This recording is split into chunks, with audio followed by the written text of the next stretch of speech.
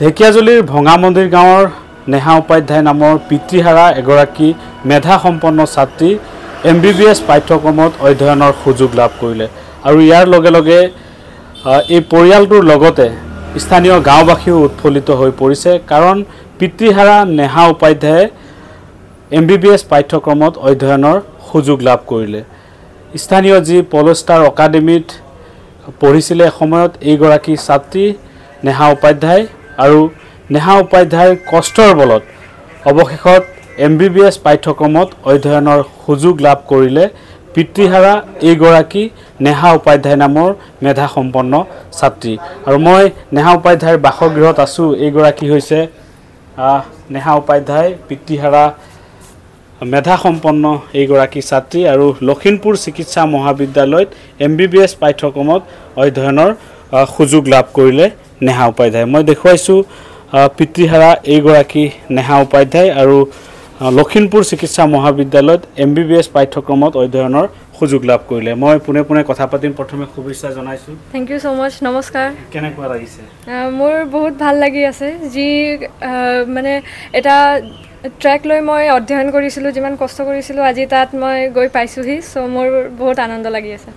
মেট্ৰিকতো ভাল ৰিজাল্ট হৈছিল তোমাৰ হয় মেট্ৰিকতো মই অসমত 8th পজিশন পাইছিলো 2022 ইয়াৰত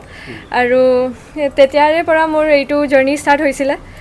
আৰু 11 12 ড্ৰপ ইয়াৰ পাছত এই বছৰ মই যেহেতু মানে এটা মেডিকেল কলেজত সিট পাবলৈ সক্ষম হৈছো কি কবা দেউতা নাই কেনে ধৰণে পঢ়া-শুনা অব্যাহত ৰাখিছে দেউতা নথকাৰ কাৰণে মানে বহুত প্ৰবলেমছ আহিছে ষ্ট্ৰাগল আছে নোহোৱা নহয় আৰু মই ক্লাছ 10 লৈকেও মানে মোৰ দেউতা ক্লাছ 8ত মই হেৰুৱাইছো সো 10 লৈকে মোক পোষ্টাৰ একাডেমীত উইদাউট এনি ফিজ পাঠদান কৰা হৈছিল এণ্ড আফটাৰ মাই ৰিজাল্ট মোৰ ৰিজাল্টৰ পাছত মোক ইনস্পায়াৰ একাডেমীত ফ্ৰী কে মানে এডুকেশ্যন দিয়া হ'ল আকৌ সো সেইকাৰণে মই বহুত ভাল মানুহৰ মানে হেল্পৰ কাৰণে আগবাঢ়িবলৈ সক্ষম হৈছোঁ মোৰ ছাকচেছটো মই কেতিয়াও মোৰ বুলি নাভাবোঁ এইটো কিউমুলেটিভ ছাকচেছ হয় মানুহে যিহেতু মোক বহুত সহায় কৰিছে কোনটো আছিল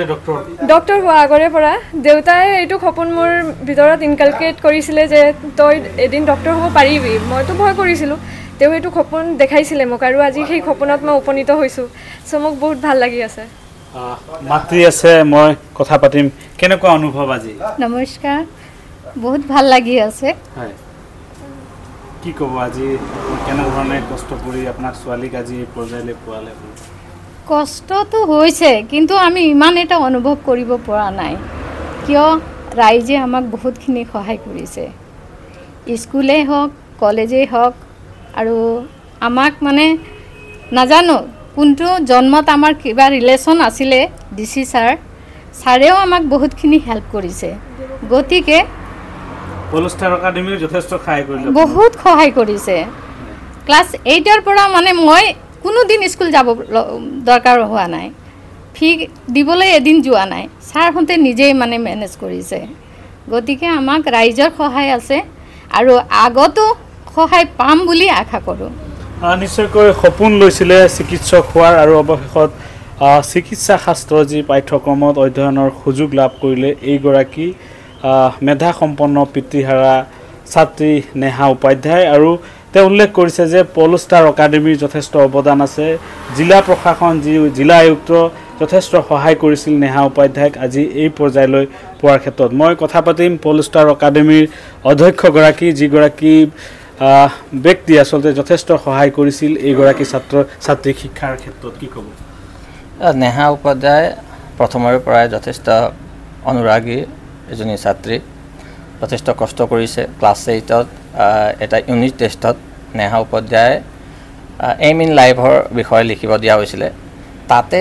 নেহাই নিজৰ স্পষ্ট ভাষাৰে তাত উল্লেখ কৰিছিল মই এদিনাখন গৈ কিনে ডক্টৰ হ'ম আৰু ডক্টৰ হৈ কিনে মই ছ'চাইটিক ছাৰ্ভিচ দিম যিটো ক্লাছ 8ত তাই লিখিছিল সেই বস্তুটো আজি প্ৰমাণ হ'ল তাই যে মনৰ পৰা ক্লাছ 8ত লিখিছে ক্লাছ 8ৰ ইউনিট এম ইন লাইফৰ এটা